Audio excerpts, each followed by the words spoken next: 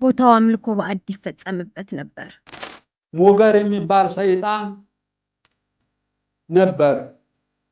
ሰውን አንገቱን ያዝሮ ሰብሮ ይገላል፣ እግሩን ያደጣል፣ ወገቡ ጉንብራ በበታች ያበድናል፣ እዚያ በላይ ሰው ያደርጋል። ተራራው አስፈሪና የማይደፈር ነበር። አምልኮ ባዕድ የጣዖት ቦታ በመሆኑ ደግሞ ጺም ያለው ዘንዶ ይከሰት ነበር። እዚህ ተራራ እንደ ፍየል ጺም ያለው አግማ አሁንም አሉ፣ በህይወት አሉ።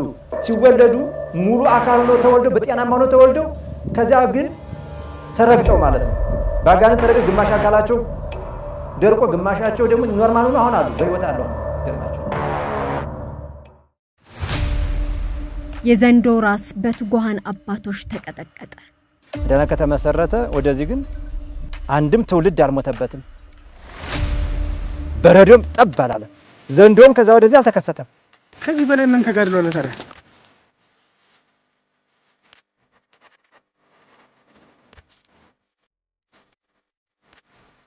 አስቸጋሪውን አቀበት ታግለን ስንወጣ ግን የሰማነው እጅጉን ያሳዝናል። ውሃ ርቆና ጠምቶናል፣ ስለ መድኃኔዓለም ባካችሁ። መብራት የለም፣ አሁንም ስለ መድኃኔዓለም ባካችሁ። አባቶች መንፈሳዊውን ውጊያ ቢያሸንፉም በውሃ ጥም ግን ተረቱ። እንድረስላቸው። የተራራው ላይ ተጋድሎ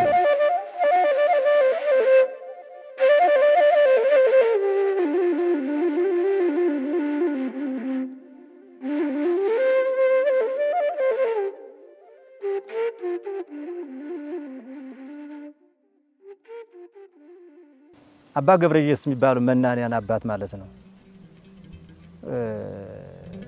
ወላ ቦታ ሊሄዱ ነበር ተጠርተው ማለት ነው። በዚህ ቦታ እንዲህ ያለ ቦታ አለ፣ ተራራማ ቦታ አለ፣ በረሃ ቦታ አለ፣ ለገዳም ምቹ የሚሆን ይምጡና ይህን ቦታ ያቅኑልን ይመስሩትልን ተብሎ ጥያቄ ቀርቦላቸው ነበር። በ3 በ4 ሀገሮች የዛን ጊዜ እሳቸው ያማቸው ነበር፣ በጣም ያማቸው ነበር። ሩቅ ሀገር እጅ ቤተክርስቲያን ገዳም መመስረት አልችልም እንዴት አደርጋለሁ ብለው ምላሻቸው ያምኛል የሚል ነበር። ከዚያ የዚህም ገዳም ታሪክ ያጠኑ ነበር። እንዴት ያጠኑ ነበር? ይሄ ገዳም አንደኛ አምልኮ ባዕድ ይፈጸምበት ነበር። እዚህ ሞገር የሚባል ሰይጣን ነበር። ሰውን አንገቱን ያዝሮ ሰብሮ ይገላል፣ እግሩን ያደቃል፣ ወገቡ ጉንብራ በበታች ያበድናል፣ እዚያ በላይ ሰው ያደርጋል። እንዲያ እያደረገ ቃጭል እየመታ እዚያ ታችኛ የምንቀዳው ውሃ እየሄደ ይጠጣል፣ መጥቶ እዚያ ያድራል። ሰራዊቱን ይዞ ይኖር ነበር። ሰውም እየፈራ ነጭ በሬ፣ በግ፣ ዶሮ ያርድለት ነበር። አምልኮ ባዕድ ይፈጸምበት ነበር። ወር በገባ በመባቻ የሚካኤል መስዋዕት የእንስሳ መስዋዕት ይቀርብበት ነበር። ተራራው ላይ የአካባቢው ሰው እያረደ ያው ከእግዚአብሔር በረከትም ይርቅ ነበረ። ስለዚህ ሁለተኛ አምልኮ ባዕድ የጣዖት ቦታ በመሆኑ ደግሞ ጺም ያለው ዘንዶ ይከሰት ነበር። እዚህ ተራራ ላይ እንደ ፍየል ጺም ያለው ዘንዶ። የተራራ ደግሞ በመሰረቱ ብቻ መምጣት አይቻልም ነበር። ከ2012 በፊት ብቻ መምጣት አይቻልም፣ ወይም አለሳት መምጣት አይቻልም ነበር። ይቀስፍ ነበር፣ ይመጣ ነበር። መናፍስ ስለሚንቀሳቀሱበት አምልኮ ባዕድ ስለሚፈጸምበት ይህን በመረዳት አባ ገብረ ኢየሱስ ይህን ተራራ ገዳም ቢሆን የአካባቢው ሰውም ወልዶ ከማጣት ልጅ ከማጣት ነፃ ይሆን ነበር፣ ወልዶ ይስም ነበረ። ሁለተኛ ከፈጣሪው ጋርም ይታረቅ ነበረ። ለፍጡር እያመለከ ለእንጨት እያመለከ ለተራራ እያመለከ በሚል ይህን ታሳቢ አድርገው አማከሩት። አካባቢው ማህበረሰብ ተራራው ምን ሙያ የለውም፣ አለ ድንጋይ አለ ቁጥቋጦ ሙያ የለውም፣ ገዳም ቢሆን ምን ችግር ያመጣል? አንደኛ እየቀሰፈ ነው፣ ትውልዳችሁን ተተኪ ትውልድ እያጣችሁ ነው፣ እንደ ደራጎን እየበላ ነው ያለ።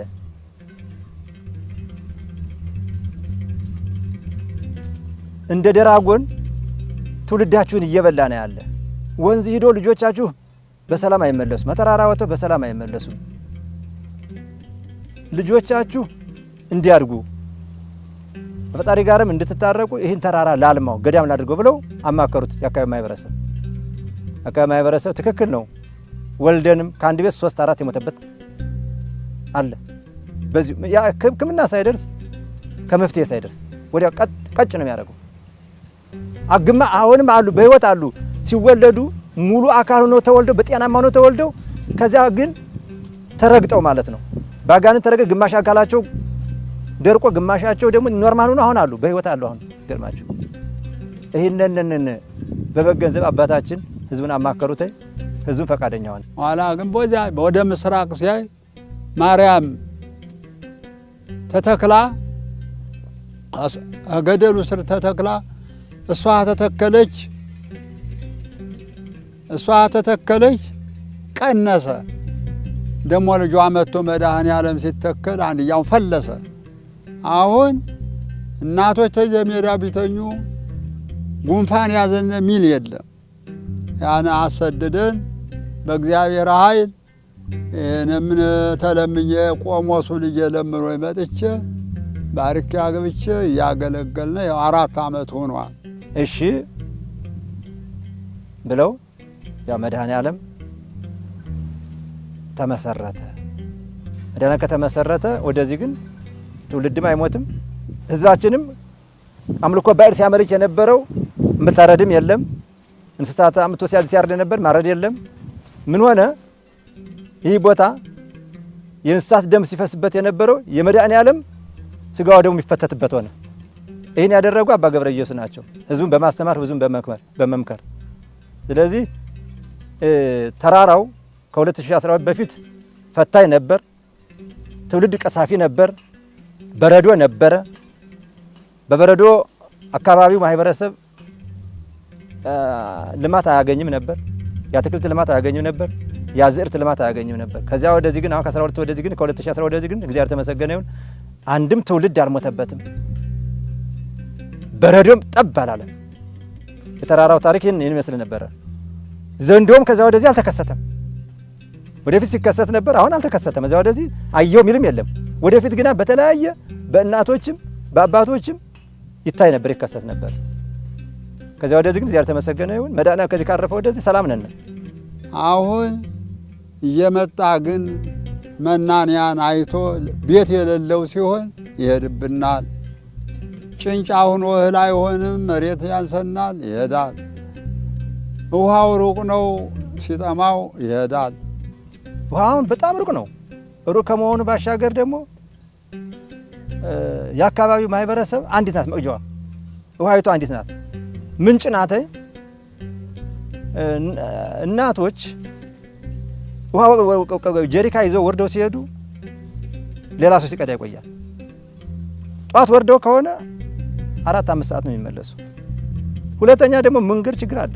እንደምታዩት ገዳማችን ተራራማና አለታማ በመሆኑ ምክንያት የምናገኘው የማህበረሰቡን መሬት አቋርጠን ነው ሄደን የ4 ሰዓት መንገድ ተጉዘን ነው ሆና የምናገኘው። ያሁን የምናገኘው ጉድጓድ ውስጥ ነው የምንቀደው። ያን ቀድ ተነሸክመን ለመውጣት ብዙ ሰዓት አለን። 2 ሰዓት ሸራርፈን ጸሎታችን ትተን ነው ሁሉ ውሃ የምናገኘው፣ ውሃችን ይዘን የምንመጣው ማለት ነው።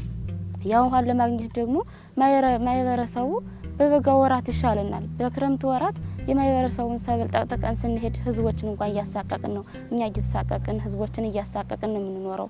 ክረምት ሲመጣ ክረምቱ መጣ እንግዲህ ውሃ ሊያቋርጠን ነው በማለት ክረምት በየወራጅን ውሃ እናጠራቅማለን ክረምት ላይ ማለት ነው። በአዝርት ወራት ሰብል ወራት ሲደርስ ግን ዝናቡ እያጠረ ስለሚሄድ ሰብሉን እየተቀጠቅንብን፣ ሰብሉን እየተቀጠቃችሁብን ነው፣ ለምን ትመጣላችሁ እንግዲህ ሌላ ቦታ ሄዱ ሲሉን እኛ የት እንሄዳለን ብለን በማዘን ስናዝንባቸው ስናለቅስባቸው የዛሬውን ሂዱ ለእንግዲሁ ግን አናስመጣችሁም ሲሉን የዛሬውን በቃ ብለን እንለምናቸዋለን። ቀድተን ደግሞ አሁንም በቃ ውሃ ጥሙ ችግር ሲሆንብን ወርደን ስንሄድ ሁሌም በተከር ነው የምንኖረው ከማህበረሰቡ ጋር ማለት ነው።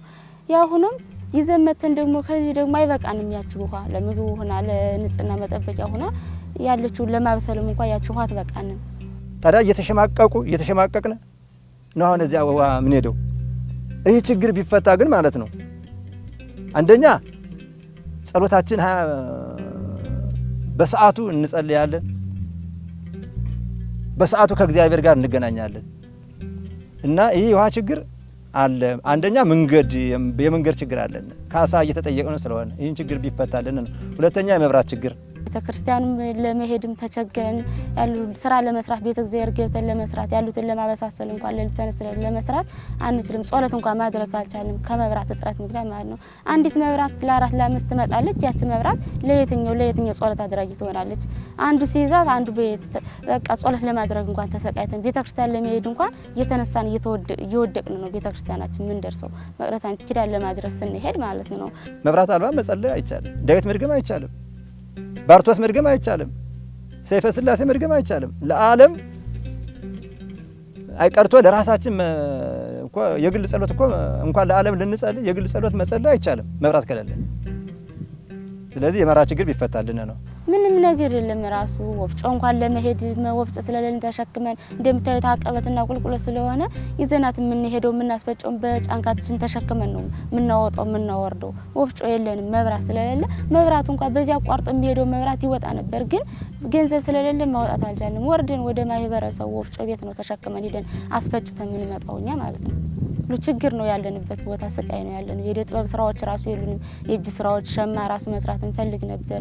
የሸማ እቃ ስራዎችን መስራት ስለምንፈልግ ግን ገንዘብ እጥረት ስላለን መስራት አልቻልንም። ሌላው የቤት ችግር አሁን በጣም የሚገርመው ነገር ከዚህ ቤት አሁን 3 ሰው ነው የሚያድር። በዚህ ቤት እዚህ እንግዲህ መናንያን ማለት ብቸኛ ማለት ነው። ብቻህን አይደለም ወንድም ብትሆን ከአንድ ቤት እንዳታድር ነው የሚለው። ሁለት መናንያን ከአንድ ቤት እንዳያድር ነው የሚለው። ቤቱ የተለየ መጠለያ በአቱ የተለየ ሆነ ነው የሚለው። ስለዚህ አሁን ለ3 ነው እዚህ አሁን ምናድር። ከዚያም እንደዚህ ነው በተመሳሳይ እናቶችን በተመሳሳይ እንደዚህ ነው። በቃ ይሄ ችግርም ይፈታልና ነው። የችግር ቢፈታ አንደኛ የሰው ኃይላችን ይጨምራል።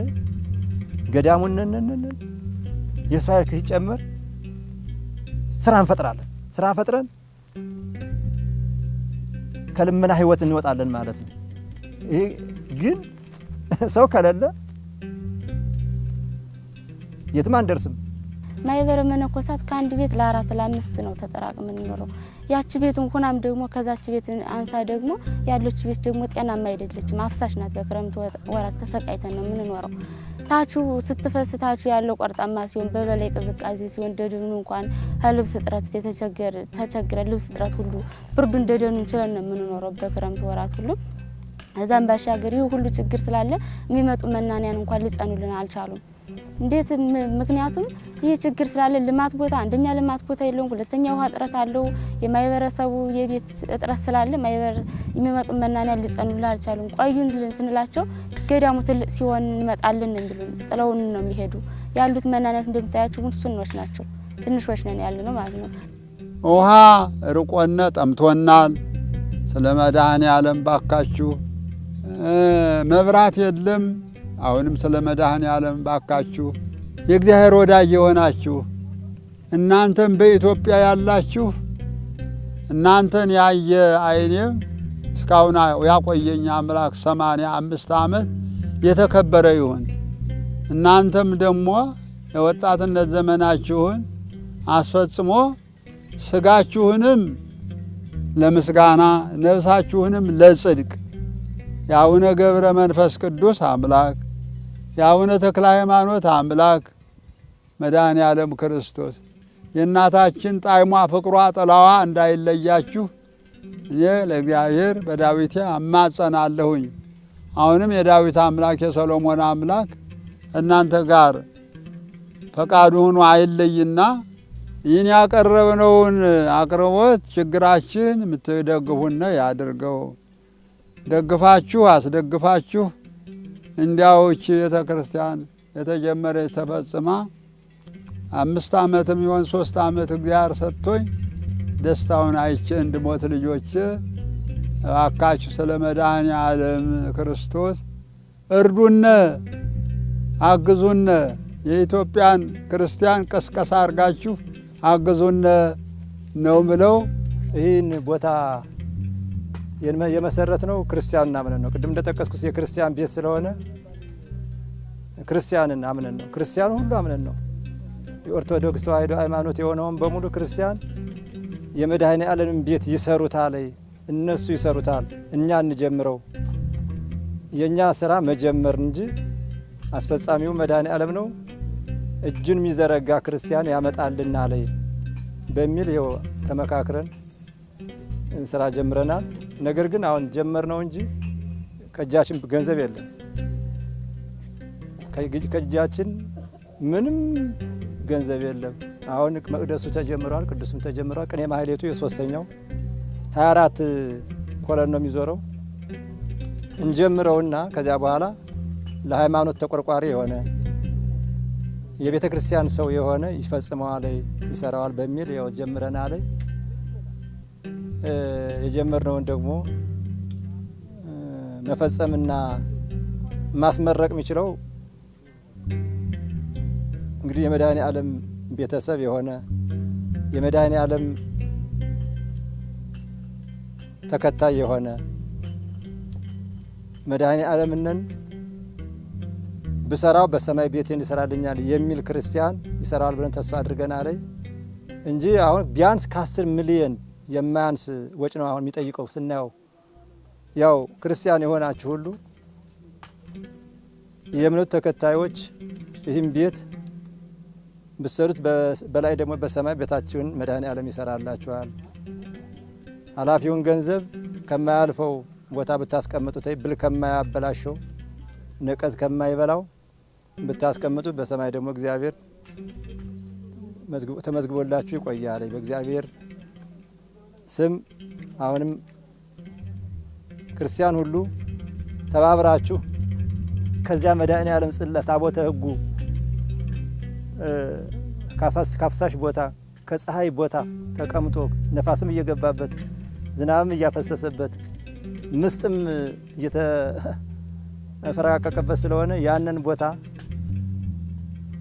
መልቀቅ የምንችለው ይሄ ሲፈጸም ነውና ክርስቲያን በሙሉ ይህን ቦታ አይታችሁ ተገንዝባችሁ ጅምሩንም ተመልክታችሁ እንድትፈጽሙልን በመድኃኔዓለም ስም እንጠይቃለን።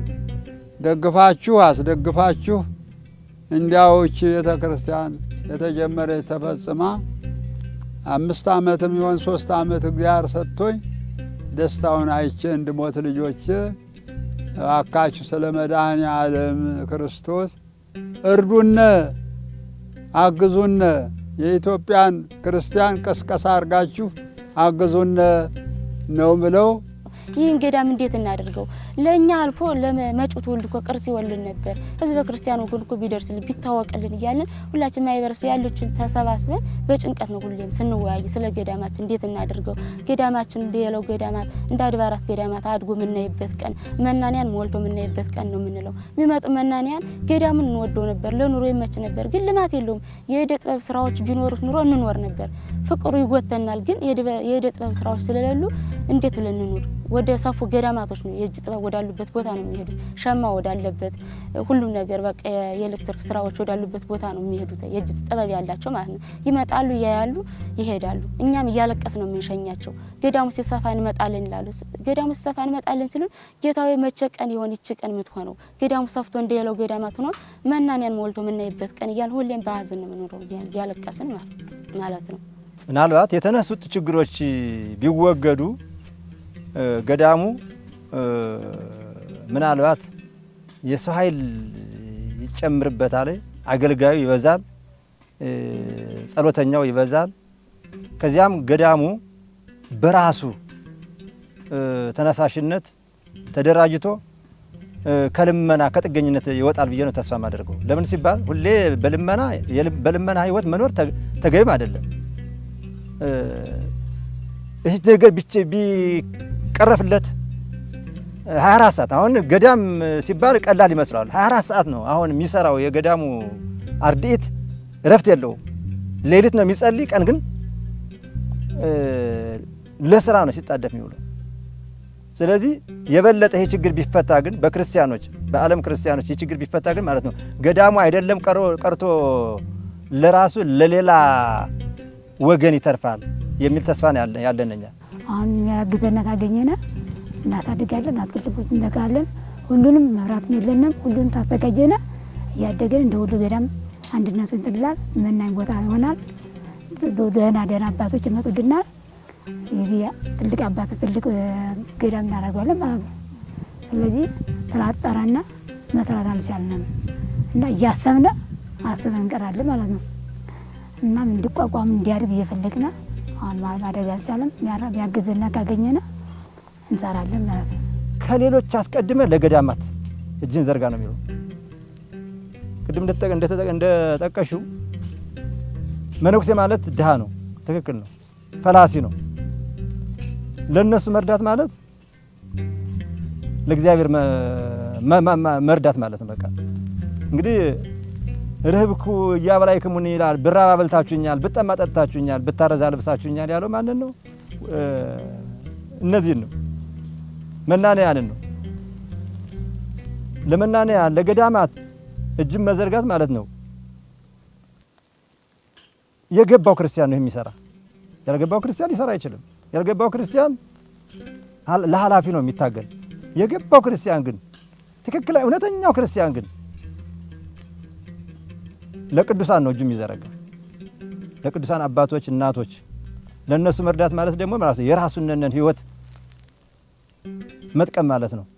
እንደምታዩት ህዝበ ክርስቲያን ወገኖቻችን ገዳማችን በጣም አስከፊ በሆነ ችግር ላይ ነው ያላችሁ በውጭ ሀገርም በውስጥ ሀገርም ያላችሁ ህዝበ ክርስቲያን ወገኖቻችን አባቶች፣ ካህናት፣ ወንድሞች፣ ዲያቆናት እንዲሁም ምእመናን፣ እናቶች፣ አባቶች ባላችሁ በተቻላችሁ መጠን የዚህን ገዳም ችግር እያያችሁ በተቻላችሁ መጠን እጃችሁን ወደኛ እንድትዘረጉልን ስንል በእግዚአብሔር ስም እንማጸናለን። እኔንን ያጠመቀኝ በ40 ቀን ስጠመቅ ያጠመቀኝ ቄስ በእኔ እጅ መልኩሷል። ውሸት ይመስልህን? ይሁን ልጄ በእኔ እጅ መልኩሷል። በ40 ቀን ያጠመቀኝ ቄስ እኔ አድጌ ዲያቆን ሆኜ ቄስ ሆኜ ምሽት ብትሞትብኝ መልኩሼ ቁምስና አምጥቼ አመልኩሼዋለሁ። እነ ባለቤቱ አሐዱ አብ ብሎ ያጠመቀኝ በ40 ቀን እንደዚሁ እያልኩኝ ተመስግኜ በዚህ በአገሬ እኖራለሁ።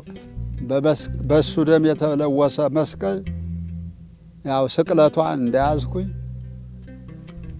ራሱ ላይ የናዝሬቱ ኢየሱስ ንጉሥ ነህና ዘውድ ይገባሃል ብለው አክሊለ ሦክ የደፉትን እንዳንተ ለእኛ ስትል አክሊለ ሦክ እንደደፉብህ እኛም በግንባር እያየነ ስጋህ ነፍሳችን ሳይለኝ እንዳንተ እንሙትልህ፣ እንዳንተ አክሊለ ሦክ እንድፋልህ፣ እንዳንተ በቁመናችን እንገነዝ በሚል በተገነዝኩ ይኸው 50 ዓመት አስኬማ መላእክትና ስጋ ማርያም ቅናተ ዮሐንስ እንደታጠቅኩኝ አገሬን አገለግላለሁኝ። ልጆች ምልኩስናዬ የኔ በሕፃንነት ብዙ ሰው ጠቅሟል፣ ብዙ ሰው አድኗል። እግዚአብሔር ይባርካችሁ፣ እግዚአብሔር ይቀድሳችሁ። የንብረትም ጌታ፣ የጤናም ጌታ፣ የጸሎት የስግደት ጌታ፣ የመንፈስ ቅዱስም ተቀዳጅታችሁ ለመኖር ያብቃችሁ። ህግራ ወደ ቀኝ የተመራ ኑሮ ይስጣችሁ። ሚካኤል ወገብርኤል ሩፋኤል ራጉኤል ፋኑኤል ሳቁኤል 7ቱ ሊቃነ መላእክት ረድኤት ይሁኗችሁ። እግራ ቀኛችሁ በክንፈ ረድኤታቸው አይለዩአችሁ። የእመቤታችን ጣዕሟ ፍቅሯ ጥላዋ አይለያችሁ።